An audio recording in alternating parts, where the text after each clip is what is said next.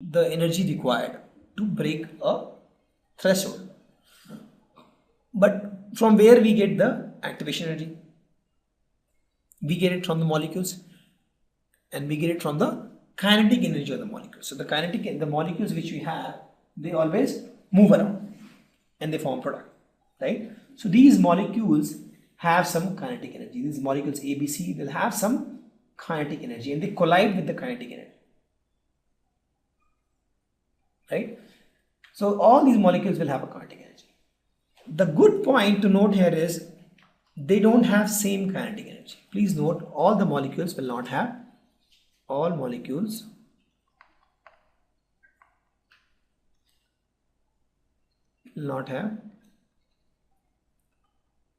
same kinetic energy. It's a big doubt now. See, if one container has millions of molecules and they don't have same kinetic energy, then how do we deal with the situation? Because we are concerned about kinetic energy, because the kinetic energy is the one which is giving the energy of activation. If they don't have same kinetic energy, how do we deal? There are so billions of millions of molecules. It's very difficult to predict the behavior of one molecule actually. So what happened is, these two guys, Ludwig Boltzmann and James Clerk, Maxwell, right? This is Maxwell and this is Boltzmann. They use statistics. They use statistics to predict the behavior of large number of molecules. And with this, they told that the distribution of kinetic energy. Now we're talking about the kinetic energy distribution, because it is very difficult to predict the behavior of one molecule with precision, right? So they are talking about distribution now. The distribution of kinetic energy that can be described by plotting this graph. This is the kinetic energy. This is the fraction of molecules. This is almost very slow kinetic energy. This is fast kinetic energy, right? This is increasing. Maybe let's suppose this has value of 0, 1, 2, 3, 4, 5, like this. Let's suppose this has 10. So molecules here are more energetic, less energetic. Correct? This is less energetic. This is more energetic, this side.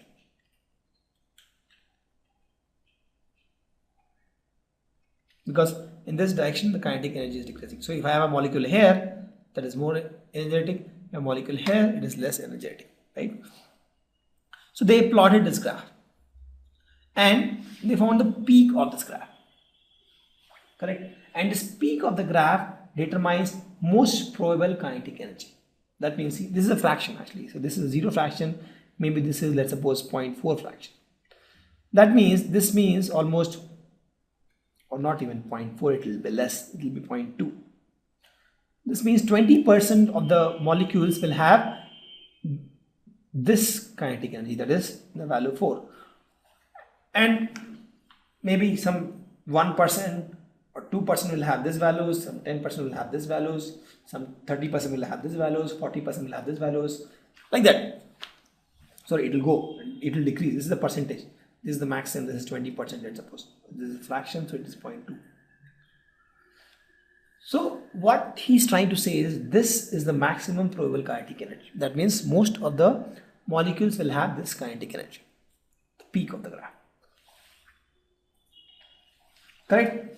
That is the kinetic energy of the maximum particles of the molecules. So if the molecules has, let's suppose, 100 particles, maybe 0.2, that means 20 particles will have this kinetic energy, right? And rest 80 will be in this side and this side. Some of them will have more, some of them will have less. It will be distributed, but it will be in this curve. And they'll find the peak. The peak will tell the number of molecules which will have this kinetic energy, right? And this kinetic energy which you get is nothing but the maximum number of molecules will have this kinetic energy. See, the point I'm trying to drive here is, all the molecules will not have same kinetic energy. Some will have less, some will have more, and the distribution will be something like this. A good number will have very less kinetic energy, a good number will have high kinetic energy, but most of them will have, it's a bell curve. We have seen this kind of curve. Most of them will have average kinetic energy, right? So these will be the average kinetic energy. But when we talk about the energy of activation, this is somewhere here, because energy of activation is pretty high, right? Generally pretty high. And we have seen in the graph also. We have seen this graph. So this point A and this point B, let's say there is a point C. This point A is minus this point generally. And this B is minus this point in this graph. So most of the species will have this kinetic energy. That means only this much species, which is in the orange, you see only this much species, is exactly what I have drawn here. Only this many molecules will have energy more than activation energy. Because if this is my activation energy, all the molecules on the left will have energy less than activation energy. All the molecules on the right will have energy greater than activation energy. Correct? So only these many molecules on the left hand side, on the right hand side, right, this orange one or the red shaded one, are the one which are capable of forming product. Hope you understand. See, this is my energy side. Energy is increasing in this side. So most of the molecules will have this energy A. Some will less, some will have more. And if this is my activation energy, so in that graph I can say that only these many molecules are capable of taking part in the reaction because they have energy more than activation energy. They can collide with a high speed and create an impact. Even if these molecules collide, they will not create impact because their energies are lesser. Their energy is less. Focus on this line. Their energy is less than activation energy. Correct? So energy is less than activation energy. They'll have no impact on collision. They'll have high impact. When they collide, they'll form product. Right? So molecules on this side will have high impact on collision. They'll form product. Molecules on this side will have low impact and they'll not form product. Now, if you increase the temperature, what happens is, this is the curve, new curve, the one in the red. Now, if you see,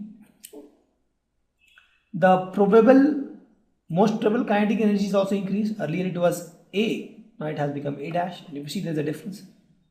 Right? The most probable kinetic energy has also increased. Correct?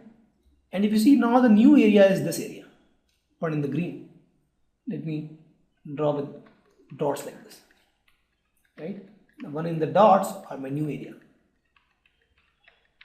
And if you see, the new area is bigger than the old area.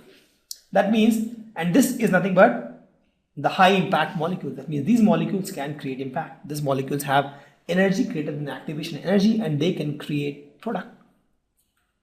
When they collide, they can create product. So when they're increasing the temperature, the number of molecules which has energy greater than activation energy is increasing, or the molecules participating in reaction is increasing, right? So on increasing my temperature, fraction of molecules that are capable of, that can take part in reaction, or that has energy greater than activation energy, right, increase. Since the number of, or the fraction of molecules increase, which can actually create impact, which has energy greater than activation energy, the rate of reaction also increase. Now, the rate of reaction depends now on the molecules which can impact, that is the molecules which has energy greater than activation energy. In first case we have only this orange.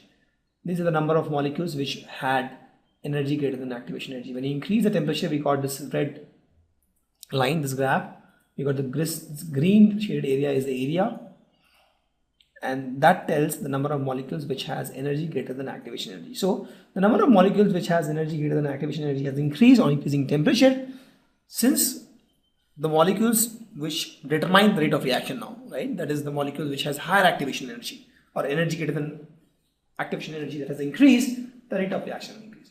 Please note, all the molecules, they don't take part in the reaction because they have energy less than activation energy, so they will not be able to form product. Only molecules on this side, right side, they take part in the reaction, right?